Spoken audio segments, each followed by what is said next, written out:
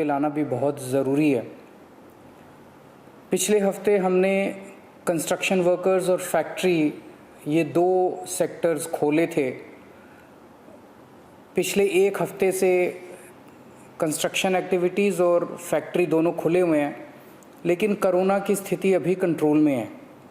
पिछले 24 घंटे में लगभग 400 के करीब केस आए हैं, 500 से भी कम हो गए अब केसेस। 400 के करीब केसेस आए हैं और 0.5% के करीब पॉजिटिविटी बची है, संक्रमण दर बची है। तो स्थिति काफ़ी कंट्रोल में है और भगवान करे ऐसे ही कंट्रोल में रहे। तो ये वाला जो लॉकडाउन पिछले हफ्ते ऐलान किया था वो सोमवार को सुबह 5 बजे तक है। उसके आगे भी लॉकडाउन जारी रहेगा, लेकिन काफ़ी सारी और एक्टिविटीज़ में रियायत दी जा रही है, उनको खोला जा रहा है।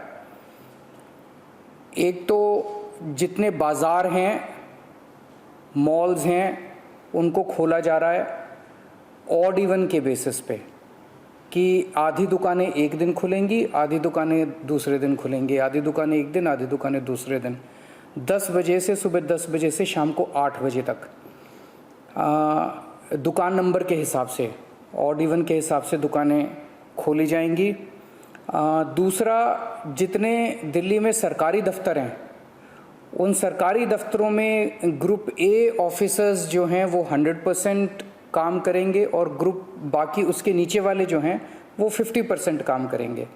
लेकिन जो एसेंशियल सर्विसेज में काम करने वाले कर्मचारी हैं वो 100% काम करेंगे और हर एचओडी डिसाइड करेगा कि किसको एसेंशियल सर्विस कहना है और किसको 50% करना है और किसको 100% करना है। जितने प्राइवेट ऑफिसेज हैं उन सभी प्राइवेट ऑफिसेज में 50% मैन पावर के साथ वो खोले जा सकते हैं और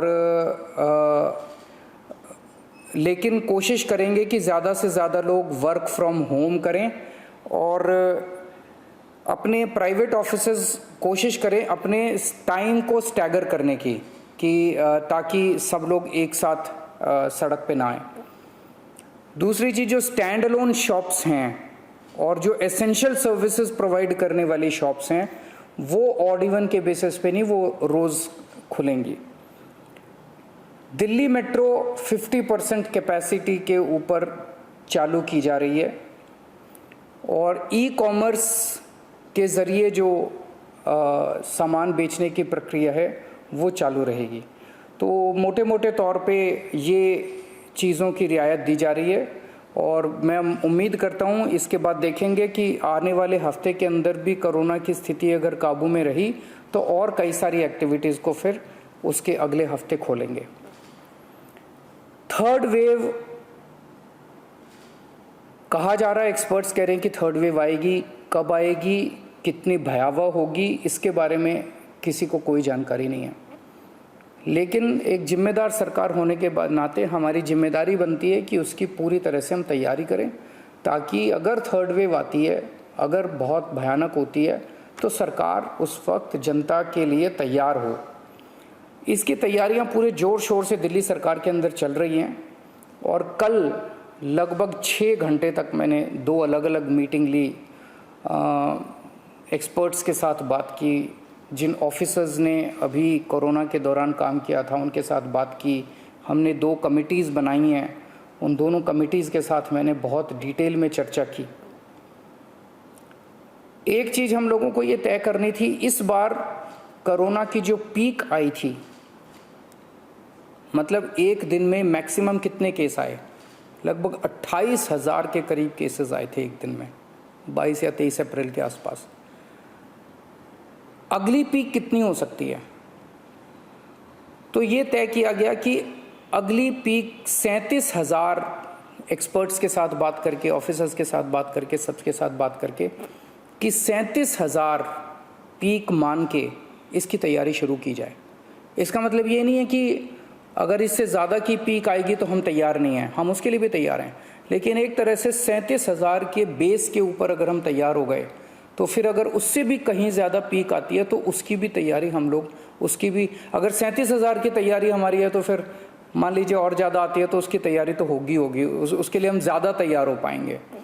तो 37,000 को एक तरह से बेस माना जा रहा है। 37,000 की पीक की तैयारी के हिसाब से अब सारे कैलकुलेशंस किए जा रहे हैं कि अगर 37,000 की पीक आती है तो कितने बेड्स की ज़रूरत पड़ेगी, कितने आईसीयू की ज़रूरत पड़ेगी, कितने उसमें से बच्चों वाले होने चाहिए, कितनी ऑक्सीजन की ज़रूरत पड़ेगी, ये सारी चीज़ें, अब कितनी दवाइयों की ज़रूरत पड़ेगी, ये सारी चीज़ें अब कैलकुलेट की जा रही हैं।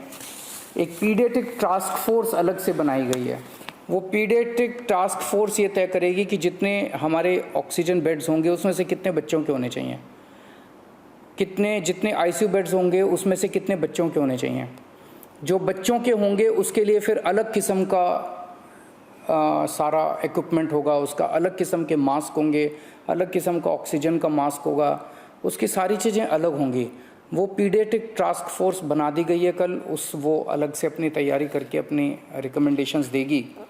इस बार ऑक्सीजन की बड़ी कमी हुई थी और ऑक्सीजन की कमी की वजह से हम लोगों ने देखा कि कई बार ऐसे हुआ था जब ऑक्सीजन बेड्स नहीं मिले थे, ऑक्सीजन के लिए काफ़ी संघर्ष करना पड़ा था। अल्टीमेटली अपने को सुप्रीम कोर्ट के इंटरवेंशन के बाद केंद्र सरकार के सहयोग से अपने को ऑक्सीजन मिली, लेकिन जब तक ऑक्सीजन नहीं मिली तब तक दिल्ली में त्राही त्राही मच गई थी। अगली वेव अगर आती है तो हम नहीं चाहते कि इस तरह की दिल्ली के अंदर त्राही त्राही मचे। तो ये तय किया गया, इसकी तैयारी शुरू कर दी गई। 420 टन ऑक्सीजन की स्टोरेज कैपेसिटी तैयार की जा रही है। इंद्रप्रस्थ गैस लिमिटेड से बात की गई है और उन्हें 150 टन ऑक्सीजन प्रोडक्शन का प्लांट, 420 टन ऑक्सीजन तो स्टोरेज कैपेसिटी क्रिएट की जा रही है और 150 टन ऑक्सीजन प्रोडक्शन करने के लिए उनको प्लांट लगाने के लिए कहा गया है। उन्होंने कहा 18 महीने लगेंगे, लेकिन जो भी है शुरुआत कहीं ना कहीं तो अपने को करनी पड़ेगी। इसके अलावा इस बार सबसे बड़ी दिक्कत आई थी टैंकरों की। ऑक्सीजन के टैंकर नहीं थे दिल्ली में। दिल्ली इंडस्ट्रियल स्टेट नहीं है, इसीलिए अपने पास ऑक्सीजन टैंकर है ही नहीं दिल्ली में। तो 25 ऑक्सीजन टैंकर्स खरीदे जा रहे हैं ताकि अगर इस तरह की दिक्कत आए ऑक्सीजन की तो हमारे पास अपने टैंकर होने चाहिए। 64 छोटे छोटे ऑक्सीजन के प्लांट्स लगाए जा रहे हैं, वो ऑलरेडी लग रहे हैं और हमें उम्मीद है कि अगले कुछ हफ्तों के अंदर, 1-2 महीने के अंदर ये 64 ऑक्सीजन प्लांट्स लग के तैयार हो जाएंगे। अब ये जो हमने डिसाइड किया कि 37,000 केसेस की पीक के हिसाब से हम काम करेंगे, तो उसके हिसाब से तय किया जाएगा कि कितने ऑक्सीजन बेड्स की ज़रूरत होगी, कितने आईसीयू बेड्स की ज़रूरत होगी। उसके हिसाब से फिर तय किया जाएगा कितने ऑक्सीजन सिलेंडर्स की ज़रूरत होगी। जैसे अभी थोड़े दिन पहले हमने 6,000 सिलेंडर चाइना से इंपोर्ट किए थे, तो और कितने ऑक्सीजन सिलेंडर्स की ज़रूरत होगी और कितने ऑक्सीजन कॉन्सेंट्रेटर्स की ज़रूरत होगी। अगले आने वाले 1-2 महीने के अंदर ढेर सारे ऑक्सीजन कॉन्सेंट्रेटर्स दिल्ली सरकार खरीदने जा रही है। दवाइयों को लेके 2 अहम निर्णय किए गए। एक तो ये कि इस वेव में ये देखा गया कि व्हाट्सएप खूब तेज़ी से, व्हाट्सएप के ऊपर दवाइयाँ खूब तेज़ी से प्रिस्क्राइब की जा रही थी और उसके ऊपर मतलब बात फैल जाए कि ये दवाई बड़ी अच्छी है, तो पूरे समाज के अंदर, पूरे शहर के अंदर, पूरे देश के अंदर उस दवाई की अफरा तफरी मच जाती है। तो एक डॉक्टर्स की और एक्सपर्ट्स की टीम बनाई जाएगी। अगर किसी दवाई की डिमांड होती है तो वो डॉक्टर्स एग्जामिन करके बताएं कि इस दवाई से कोरोना में फ़ायदा होगा कि नहीं होगा। अगर डॉक्टर कहते हैं होगा तो सरकार उस दवाई को मुहैया कराने की कोशिश करेगी, और डॉक्टर अगर कहते हैं कि ये दवाई बिल्कुल बेकार है, इससे कोरोना में कोई फ़ायदा नहीं होगा और लोग इसके पीछे भागना बंद करें, तो जनता को उसके बारे में जागरूक किया जाएगा कि इस दवाई के पीछे भागना बंद कीजिए। एक ये। दूसरा, जो जो इम्पॉर्टेंट दवाइयाँ हैं उनकी लिस्टें बना ली गई हैं, उसका कितना स्टॉक चाहिए होगा उतना बफर स्टॉक क्रिएट किया जाएगा। अब एक्सपायरी डेट्स किस दवाई की कितनी है, एक्सपायरी डेट्स को ध्यान में रखते हुए उन सभी दवाइयों का बफर स्टॉक क्रिएट किया जा रहा है, ताकि अगर ज़रूर, और प्राइवेट अस्पतालों के भी आदेश दिए जा रहे हैं कि वो भी अपने बफर स्टॉक्स इस तरह से तैयार रखें ताकि अगर महामारी आती है तो हम उसके लिए तैयार रहें। इसके अलावा 2 जीनोम सीक्वेंसिंग लैब्स बनाई जा रही हैं LNJP हॉस्पिटल में और ILBS में, ताकि हमें भी पता रहे कि दिल्ली के अंदर जो भी वेरिएंट आ रहा है वो वेरिएंट कौन सा वेरिएंट है, पुराने वाला है या कोई नया वेरिएंट आ गया है, और हमें इस बारे में क्या एहतियात बरतने की ज़रूरत है, हम एक्सपर्ट से पूछ सकते हैं।